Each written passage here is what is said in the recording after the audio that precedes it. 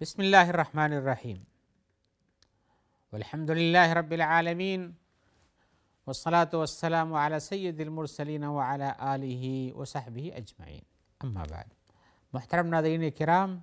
احکام دین کا پروگرام پیش خدمت ہے۔ آپ کے سوالوں کے جواب کتاب و سنت کی روشنی میں حاضر کیے جائیں گے۔ آج کا پہلا سوال یہ ہے کہ وہ پوچھتے ہیں کہ کیا نظر لگنا کی کوئی حقیقت بھی پائی جاتی ہے، یا کہ ایسے ہی ہے، کتاب و سنت میں اس کی کیا دلیلیں پائی جاتی ہیں؟ ورنہ ہم تو سمجھتے ہیں کہ نظر لگنے سے ایسی کوئی چیز نہیں ہونی چاہیے، اس لیے کہ وہ کوئی مادی چیز نہیں جو آ کے لگ جائے اور اس کو نقصان پہنچا دے۔ ہم بتاتے ہیں کہ بھائی نظر لگنا حقیقت میں قرآن و حدیث سے ثابت ہے۔ آئیے ہم آپ کو قرآن کی کچھ آیتوں کے ذریعے بتانا چاہتے ہیں، اس کے بارے میں مفسرین نے کہا کہ اس سے نظر لگنا مراد ہے۔ اللہ تعالیٰ نے فرمایا وَإِن يَكَادُ الَّذِينَ كَفَرُوا لَيُزْلِقُونَكَ بِأَبْصَارِهِمْ لَمَّا سَمِعُوا الذِّكْرَ، اور قریب ہے کہ وہ لوگ جنہوں نے کفر کیا ہے آپ کو اپنی آنکھوں سے ترچھا ماریں گے، آپ کی اپنی آنکھوں سے گرانا چاہیں گے جب انہوں نے اللہ کی آیتوں کو سنا، یعنی نظر لگا دیں گے۔ آنکھوں سے گرانے کا مطلب یہ ہے کہ نظر لگا دیں گے کہ آپ ایسا نہ کر سکیں، اور مفسرین نے کہا کہ اس کا یہی معنی ہے۔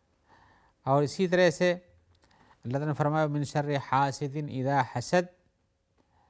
اور حاسد کے حسد سے آپ کو بتایا، جیسے کہ سورہ فلق میں موجود ہے، سورہ فلق جو مشہور قل اعوذ برب الفلق والی صورت میں، اس سے بتایا کہ اس سے مراد یہ ہے کہ نظر لگا دیں گے، آپ کو حسد کریں گے۔ حسد کر کے کیا، یعنی آپ کو بگاڑنے کا، آپ کی بگاڑ چاہیں گے، یہ نہیں کہ چاہتے ہیں حسد کریں کہ ان کو وہ نعمت زائل ہو، تو زائل کرنا ہی چاہتے ہیں آپ کسی نعمت کو جو آپ کی نعمتوں میں حاصل ہے۔ تو کسی سے بھی اگر کسی کے پاس کوئی چیز ہے اور اس سے یہ پتہ چلتا ہے کہ دوسرے آدمی کو پسند، اس کو زائل کرنا چاہتا ہے، تو اس کی نیت نظر بد ہی لگی رہتی ہے۔ آئیے حدیث سے بھی آپ کو اس کا ثبوت دیتے ہیں۔ حدیث میں آپ نے فرمایا ہے العین حق، نظر لگنا حق ہے، برحق ہے۔ کان شیء سابق القدر سبقته العین، اگر ولو کان شیء سابق القدر لسبقته العین، اور اگر کوئی چیز تقدیر سے بھی آگے بڑھ کر کے تنفیذ ہو پاتی اس کی تو یہ نظر لگنا ہوتا ہے۔ وَإِذَا اسْتُغْسِلْتُمْ فَاغْسِلُوا، اور جب تم سے کہا جائے کہ نہا کر کے وہ پانی دے دو تاکہ اس پر ڈال کے اس کو نظر دور کر دے، تو تم لوگ ایسا کرو۔ اس حدیث پہ آیا کہ نظر لگتی ہے، اور یہ بھی تقدیر سے آگے بڑھ کے تو نہیں، تقدیر میں لکھا رہتا ہے، لیکن یہ ہے کہ نظر لگنا حق ہے، اس کے ذریعے سے لوگوں کو تکلیف پہنچتی ہے۔ اور اس کے علاوہ یہ بھی بتا دیں کہ آپ تو یہ قرآن و حدیث کی دلیل ہم نے دیا، لیکن یہ ہے کہ آپ نظر دیکھیں گے کچھ لوگوں کی نظر لگتی ہے، اور یہ چیز حقیقت میں لوگوں کے یہاں مشاہد بھی ہے، اور لوگ جانتے بھی ہیں کہ کچھ لوگ نظر لگاتے ہیں، ان کی نظر لگتی ہے، اور کچھ لوگوں کو کسی کی دوسرے کی چیز پسند نہیں آتی، تو اس کے زوال کی کوشش کے لیے اپنی نگاہیں اس پر تیز رکھتے ہیں۔ لہذا یہ چیز تو معلوم ہے لوگوں کے یہاں، لہذا اس کا انکار نہیں کیا جا سکتا ہے۔ لیکن اگر پوچھیں کہ اس سے بچنے کا کیا راستہ ہے، تو ہم بتائیں گے کہ ایک راستہ تو یہ ہے کہ انسان ان اوراد کو، ان اذکار کو استعمال کرے جو صبح و شام پڑھی جاتی ہیں، اور جیسے اور اسی طرح سے آیت الکرسی خاص طور سے پڑھے۔ رسول اللہ صلی اللہ علیہ وسلم کو فرمان ہے من قرأها فی لیلۃ لم یزل علیہ من اللہ حافظ ولا یقربہ شیطان حتی یصبح، جس کسی نے آیت الکرسی کو پڑھا کسی رات میں، تو اس پر اللہ کی جانب سے ایک محافظ لگا دیا جاتا ہے، اور اس کو شیطان اس کے قریب نہیں آ سکتا، اس آدمی جس نے پڑھا ہے، یہاں تک کہ صبح ہو جائے۔ لہذا آیت الکرسی پڑھنے سے انسان محفوظ ہو جاتا ہے، محفوظ ہو جاتا ہے۔ اور اسی طرح سے رسول اللہ صلی اللہ علیہ وسلم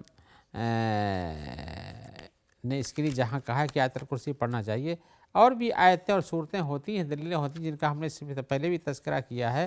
کہ اس کے ذریعے سے انسان کی حفاظت ہوتی ہے۔ اور جیسے قل رب الفلق پڑھنا، قل رب الناس پڑھنا وغیرہ وغیرہ۔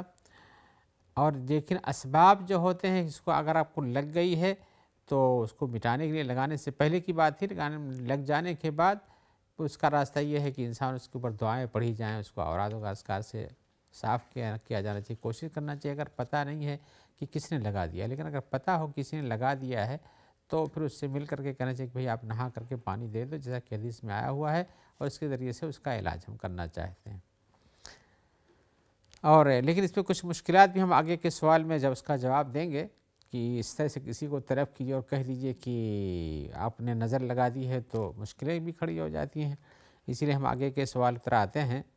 وہ پوچھتے ہیں کہ شرعی طور پر جس کو نظر لگ جائے اس کا کیا علاج ہوتا ہے؟ تو ہم نے پہلے بتایا کہ کثرت سے اس کے اوپر قرآن کی آیتوں کا ورد کرنا چاہیے، جس میں خاص طور سے شفا کا ذکر ہوتا ہے، سورہ بقرہ یا اسی طرح سے آیت الکرسی، خاص طور سے قل هو اللہ احد، قل رب الفلق، قل رب الناس، یا وہ آیتیں جن کے اندر شفا کا تذکرہ، جسے اللہ نے فرمایا ہے وَنُنَزِّلُ مِنَ الْقُرْآنِ مَا هُوَ شِفَاءٌ وَرَحْمَةٌ لِّلْمُؤْمِنِينَ، اور قرآن میں سے ہم کچھ ایسا اتارتے ہیں جو مومنوں کے لیے شفا اور رحمت ہوتی ہے، یہ سورہ اسراء میں ہے۔ اور ایسے اللہ نے فرمایا یا ایھا الناس قد جاءتکم موعظۃ من ربکم وشفاء لما فی الصدور، اے لوگو تمہارے پاس اللہ کی طرف سے نصیحت آ گئی ہے اور شفا آ گئی ہے اس چیز کے لیے جو دلوں میں ہوتا ہے، یہ سورہ یونس کی آیت ہے۔ اس کے علاوہ اور بھی اسباب ہوتے ہیں، آیتیں ہوتی ہیں، ان کو پڑھنا چاہیے، لیکن بات یہ ہے کہ اس کے علاج کا ایک سسٹم اور بھی ہے، لگ جانے کے بعد اس کو جو نہلایا جائے کسی انسان جس نے لگایا ہو۔ اب یہاں مشکل یہ پیش آتی ہے کہ وہ انسان یہ نہیں چاہتا کہ ہمیں کہا جائے کہ تم نظر لگاتے ہو، لگاتا ہو بھلے سے اس کے دل میں ہو، لیکن یہ تو چوری چھپے کا کام ہے، اور کسی کو پسند نہیں کرتا ہے تو اس کے سامنے کیسے کہے گا کہ ہم اس کو نظر لگا دیں گے یا اس کو مٹا دیں گے، تو نظر مارتا ہے اس کی، تو ایسی صورت میں اس کی تاثیر ہوتی ہے۔ اب یہ ہم مزید اس تفسیر میں نہیں جانتے کہ آنکھ سے آنکھ نکلی ہوئی شعاع کی تفسیر یا آنکھ تک آنے والی شعاع کی تفسیر کیا ہوتی ہے اور کیسے اس کی تاثیر ہوتی ہے، اور کیا اس میں بہت سے سسٹم ہیں، آپ ان کو جانتے ہوں گے، ہپناٹزم کے سلسلے میں کیا کیا ہوتا ہے، لیکن یہ بتانا چاہتے ہیں کہ جس نے نظر لگائی ہو اس سے کہنا چاہیے کہ بھئی آپ نہا کر دے دو۔ اور لیکن یہاں ایک بات میں سمجھا دوں کہ ایسی صورت میں جہاں پر آپ کو یہ اشکال ہو کہ یہاں جھگڑا ہو سکتا ہے اور اچھائی کے بجائے برائی ہو سکتی ہے، آپس میں بائیکاٹ ہو سکتا ہے، اور اس کی پریشانی، تو آپ کو پھر یہ نہ کر کے پھر انہی آیات و حدیث کا سہارا لینا چاہیے جن کے ذریعے سے نظر جھاڑی جاتی ہے، لہذا اس بات کا دھیان رکھنا چاہیے۔ آئیے ہم ایک سوال کی طرف اور آتے ہیں۔ سوال یہ ہے کہ انسان کو جادو سے بچنے کے لیے کیا طریقہ ہے؟ یہ تو نظر ہے، اس سے برا جادو کا معاملہ تھا، کہ جادو سے بچنے کا کیا طریقہ ہے، اور اصلاً جادو کرنا کیسا ہے؟ اور اسی طرح سے ایک تیسرا سوال پوچھنے کہ ہمیں جادوگروں کے پاس جانا کیسا ہے ہمارا؟ جادوگروں کے پاس جانے کے یا تو جادو کرانے جائے گا یا تو جادو چھوڑوانے جائے گا، لیکن جادوگروں کے پاس جانا کیسا ہے، یہ دونوں سوال، یہ دونوں باتیں اس میں شامل ہیں، میں ان کا جواب دینا چاہتا ہوں۔ آپ نے جو پوچھا ہے کہ جادو کی برائی اور تکلیف سے انسان کیسے بچ سکتا ہے، اس کا کیا راستہ ہے، تو ہم بتانا چاہیں گے کہ اس میں بھی جیسے نظر بد میں بچنے کے لیے آیتیں پڑھی جاتی ہیں، اللہ کے ان اوراد اذکار طرف سے وارد کردہ اذکار و اوراد کو یاد کیا جاتا ہے، اس میں سے خاص طور سے شفا ہے یا جادو کے عمل کا ابطال پایا جاتا ہے تو ان کو پڑھنا چاہیے، جیسے مثال کے طور پر آیت الکرسی پڑھنا چاہیے، سورہ بقرہ کی آخری 2 آیتیں بھی پڑھنا چاہیے، قل هو اللہ احد پڑھنا چاہیے، قل رب الناس پڑھنا چاہیے، اور یہ سمجھنا چاہیے اس عقید کے ساتھ کہ ان آیتوں اور صورتوں کے ذریعے سے ہمارے جسم کی حفاظت ہوتی ہے منظر بد سے بھی اور اسی طرح سے جادو سے بھی۔ جیسے میں اس سے پہلے بتا چکا ہوں کہ جو آدمی حدیث میں آیا ہو کہ جو آدمی سورہ بقرہ سورہ آیت الکرسی پڑھتا ہے، اللہ کی طرف سے اس پر ایک محافظ لگ جاتا ہے، صبح تک اس کا کچھ پریشانی نہیں ہوتی ہے، اور ایسی چیز صبح کو پڑھے تو شام تک اس کے لیے محافظ لگ جاتا ہے۔ اور ایسے ہی حدیث میں آیا کہ جو آدمی سورہ بقرہ کی آخری 2 آیتیں پڑھتا ہے کسی رات میں تو اس کے لیے کافی ہوتی ہیں، من قرأ الآیتین آخر میں سورۃ البقرہ فی لیلۃ کفتاہ ہو، تو اس کے لیے کافی ہو جاتی ہیں، یعنی پھر اس کی حفاظت ہو جاتی ہے، پھر کسی اور چیز کے محافظ کی ضرورت نہیں پڑتی ہے، نہ کوئی پریشانی آنے پڑتی ہے۔ اور قل رب الناس قل رب الفلق کی اس میں پناہ مانگی کئی چیزوں سے، لہذا من شر النفاثات فی العقد جو سورہ فلق میں ہے، من شر النفاثات فی العقد، اس کے شان نزول میں آپ جب پڑھیں گے یا سنیں گے تو پتہ چلے گا کہ رسول اللہ صلی اللہ علیہ وسلم پر بھی جادو کا عمل کیا گیا تھا، اور یہ دونوں صورتیں اتاری گئی تھیں جن کو آپ نے پڑھا تو آپ کے اوپر سے جادو کا عمل ختم ہوا اور 11 گرہ لگائی گئی تھی، وہ گرہیں ان کے پڑھنے سے کھلتی چلی گئیں۔ تو اس میں بھی من شر النفاثات فی العقد، جو گرہوں میں پھونکتی ہیں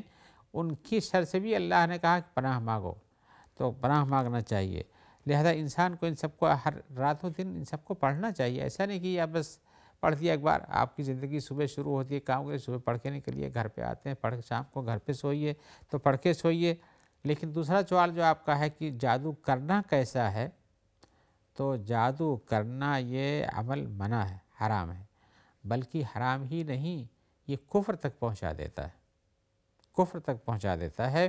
اللہ تعالیٰ نے فرمایا ہے قرآن مجید میں وَاتَّبِعُوا مَا تَتْلُو الشَّيَاطِينُ عَلَىٰ مُلْكِ سُلَيْمَانَ وَمَا كَفَرَ سُلَيْمَانُ وَلَٰكِنَّ الشَّيَاطِينَ كَفَرُوا، جہاں جادوگروں کا تذکرہ ہے ہاروت و ماروت کا سورہ بقرہ میں، وہاں پر بتایا گیا کہ ان لوگوں نے اتباع کی جس کو شیطان پڑھتے تھے سلیمان کی بادشاہت کے زمانے میں، لیکن سلیمان نے کفر نہیں کیا، وَلَٰكِنَّ الشَّيَاطِينَ كَفَرُوا، شیطانوں نے کفر کیا۔ يُعَلِّمُونَ النَّاسَ السِّحْرَ، کیا کفر کیا؟ لوگوں کو جادو سکھاتے تھے، يُعَلِّمُونَ النَّاسَ السِّحْرَ، جادو سکھاتے تھے۔ تو اس عمل کو، جادو سیکھنے کو، جادو کے عمل کے کرنے کو اللہ تعالیٰ نے کفر سے تعبیر کیا ہے۔ وما انزل الملکین ببابل ہاروت و ماروت، ایسے ہی وہ سکھاتے تھے جو دو فرشتوں پر جو ہاروت و ماروت تھے ان پر اتارا گیا تھا۔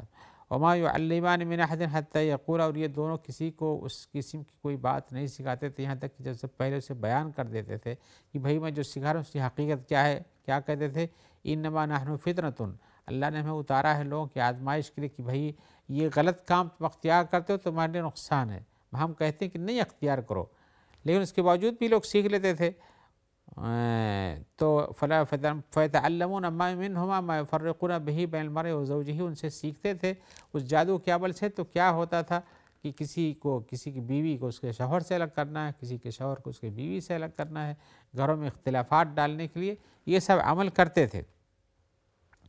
وَمَا هُمْ بِضَارِّينَ بِهِ مِنْ أَحَدٍ إِلَّا بِإِذْنِ اللَّهِ، لیکن یہ سب کچھ نہیں ہوتا مگر اللہ کے حکم ہی سے ہوتا ہے، یعنی اس کی حقیقت اللہ نے بنائی ہے، اللہ کے حکم سے وہ چیز اثر کرتی ہے۔ وَيَتَعَلَّمُونَ مَا يَضُرُّهُمْ وَلَا يَنفَعُهُمْ، اور سیکھتے تھے وہ چیز جو ان کو نقصان کرتی ہے، نفع نہیں دیتی ہے۔ وَلَقَدْ عَلِمُوا لَمَنِ اشْتَرَاهُ مَا لَهُ فِي الْآخِرَةِ مِنْ خَلَاقٍ، اور یہ جانا ہے کہ جو ایسا عمل کرے گا اللہ تعالیٰ کے یہاں آخرت میں اس کے پاس کوئی بھی حصہ نہیں ہے۔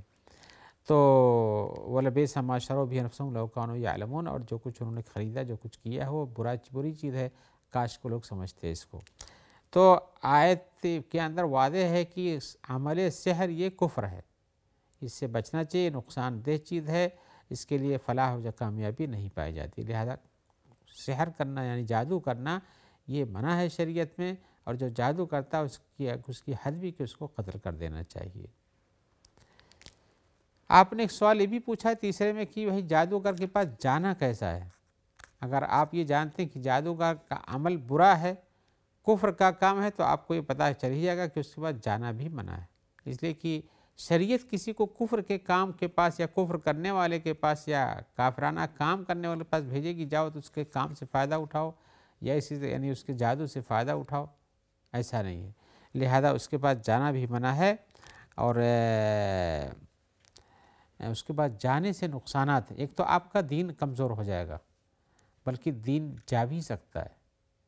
دوسرے یہ ہے کہ انسان جا کر کے اس کی جو کفر کی درجے میں پہنچ گیا، اپنے آپ کو پہنچا دیا ہے، اس کی عزت کا کام کرتا ہے اور اس کو بڑھاوا دیتا ہے کہ ہاں تمہارے پاس لوگ آتے ہیں،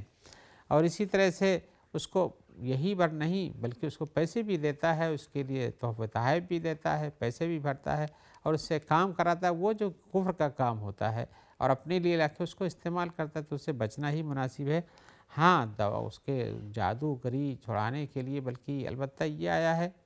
اس میں اختلاف ہے، جس چیز کو بیان کرنے جا رہا ہوں وہ یہ ہے کہ کیا جادو کا عمل کسی پر کیا گیا اور پتہ چلے تو اس کو ہٹانے کے لیے جادو کے ذریعے سے اس کا توڑ کیا جا سکتا ہے کہ نہیں؟ علماء کا اس میں اختلاف ہے، بہت سے لوگوں نے کہا کہ ہاں توڑ کے لیے جادو کا توڑ جادو سے کرانے کے لیے جانے کی گنجائش ہے، بس اس سے زیادہ نہیں، اور کچھ لوگوں نے کہا کہ نہیں بلکہ اس کو انہی آیات و حدیث کے دعاؤں کے ذریعے سے ختم کرنے کی کوشش کرنا چاہیے، اس سے زائل ہو جائے گا۔ لیکن بہرحال کافر کے پاس، یا کافر اس لیے کہتا ہوں کہ جو جادوگری کرتا ہے اس کا حکم کافر ہی کا ہے، اس کے بعد جا کر کے کچھ اپنے لیے فائدے کی چیز طلب کرنا، اور بلکہ اس میں فائدہ ہوتا نہیں، کوئی نقصان ہی کی چیز طلب کرتے ہیں جادوگری کے ذریعے سے، یہ منع ہے شریعت میں۔ آئیے ہم ایک اور سوال کی طرف آتے ہیں۔ سوال کیا ہے، وہ پوچھتے ہیں کہ ہم الحاد کا لفظ جو ہے قرآن و احادیث کے ترجمے یا کہ دینیات کے پڑھنے میں لفظ الحاد پاتے ہیں۔ الحاد کہتے ہیں الحاد کیا چیز ہوتی ہے، اور الحاد کرنے والا وہ کیا ہوتا ہے اور کیا کرتا ہے، اس کی وجہ سے اس پر یہ صفت لگتی ہے کہ وہ ملحد ہے۔ تو ہم بتائیں کہ ملحد الحاد کہتے ہیں عربی زبان میں مائل ہونے کو، الحدہ یعنی مائل ہو گیا۔ اسی لیے سے آپ دیکھیں گے کہ قبر کی دو قسمیں ہیں، ایک بغلی ہوتی ہے اور ایک بیچ کی ہوتی ہے۔ تو جو بغلی ہوتی ہے وہ ملحد کہتے ہیں، تو اسی طرح سے بغل میں مائل اپنے بیچ سے ہٹ کے اندر کی طرف ہو جاتی ہے، اسی لیے اس کو لحد بولتے ہیں۔ اسی لفظ الحاد سے بھی اسی سے معنی ہے کہ وہ اپنی بیچ سے ہٹ کے کنارے ہو جاتا ہے۔ اب اس کو اسی صورت میں ملحد کس کو کہیں گے؟ ملحد ہر اس انسان کو کہیں گے کہ جس چیز کا اعتقاد رکھنا چاہیے اور جس طرح سے عمل کرنا چاہیے، جس طرح سے اعتقاد رکھنا چاہیے اور جس طرح سے عمل کرنا چاہیے، اس سے ہٹ کر کے کوئی اور طریقہ اختیار کر لے، اس کو ملحد کہتے ہیں۔ یعنی دین سے بیزاری اور دین کے خلاف عمل کرنے سے آدمی ملحد کے درجے پہنچتا ہے۔ اور لیکن ہم یہ بتائیں چاہیں گے کہ الحاد کی دو قسمیں ہیں، ایک تو الحاد بہت بڑا ہے اور دوسرا چھوٹا مانا جا سکتا ہے۔ بڑا الحاد کیا ہے؟ جو پوری طرح سے آدمی کو ملحد بنا دیتا ہے، تو وہ یہ ہے کہ انسان اسلام ہی سے الگ ہو جائے، ملحد بن جائے، یعنی دین کا انکار کر دے، اسلام کی تعلیمات کا انکار کر دے، اس کے مطابق عمل نہ کرے۔ یہ بہت بڑا ملحد ہے، جس کو ہم لوگ بولتے ہیں بڑا ملحد، اس کو بڑا ملحد کہا جاتا ہے۔ اس لیے کہ اس طرح سے بڑے ملحد کا مطلب یہ کہ دین سے نکل چکا ہے۔ جیسے جو لوگ دین کا انکار کرتے ہیں یا کہ جو مشرکین ہیں، اللہ کا ساتھ کسی کو شرک کرتے ہیں، جس چیز حقیقت میں اللہ کی بات کرنی چاہیے اس سے ہٹ کر کے اللہ کے شرک پر آ جاتے ہیں۔ یا اسی طرح سے انسان کبھی کبھی ملحد ان کفار کو بھی بولا جاتا ہے جو اللہ کو مانتے ہی نہیں۔ لہذا بڑا ملحد وہ ہے جو اس طرح سے دین سے نکل جاتا ہے، اور چھوٹا ملحد یہ ہے کہ آدمی ایسے کام کرے جو غلط ہوتے ہیں، ایمان رکھتا ہے، عمل صالح کرنے کی کوشش کرتا ہے، لیکن ایسے بھی کام کرتا ہے جو کہ غلط ہوتے ہیں، جسے قرآن مجید میں مَن یُرِدْ فِیہ بِإِلْحَادٍ بِظُلْمٍ نُذِقْهُ مِنْ عَذَابٍ عَلِیمٍ، کہ جو آدمی مکہ میں رہتے ہوئے حرم شریف میں غلط کام کرتا ہے تو اس کو عذاب علیم چکھائیں گے۔ تو غلط کام یہ نہیں کہ مکہ جاتا ہے انسان تو اس لیے تھوڑا جاتا ہے کہ وہاں دین سے نکلنے جا رہا ہے، لیکن وہاں غلطیاں کرتا ہے، اس کو بھی الحاد سے تعبیر کیا گیا ہے۔ اور اسی طرح سے الحاد کی بہت ساری قسمیں ہیں۔ الحاد اللہ کے اسماء و صفات میں کرتا ہے، اعمال میں کرتا ہے، بہت ساری چیزیں ہیں۔ ہم ان کی تفصیل کے لیے انشاءاللہ آپ سے اجازت چاہتے ہیں کہ ہمیں کسی اور موقع ملے گا تو اس کو بتائیں گے، لیکن آج کے اس نشست میں ہم آپ سے اجازت چاہتے ہوئے امید کرتے ہیں کہ جلدی آپ سے ملاقات ہوگی، جہاں آپ کے ان سوال کی ہم مزید توضیح کر سکیں گے۔ ہم دعا گو ہیں کہ اللہ تعالیٰ آپ کو خیر سے رکھے، اور دعا بھی کرتے ہیں، اور آپ بھی دعا کیجئے کہ جو لوگ آپ تک اس پروگرام کے پہنچانے میں مددگار ہیں، اور ہم سب کو اللہ تعالیٰ اپنی عافیت میں رکھے۔ السلام علیکم ورحمۃ اللہ وبرکاتہ۔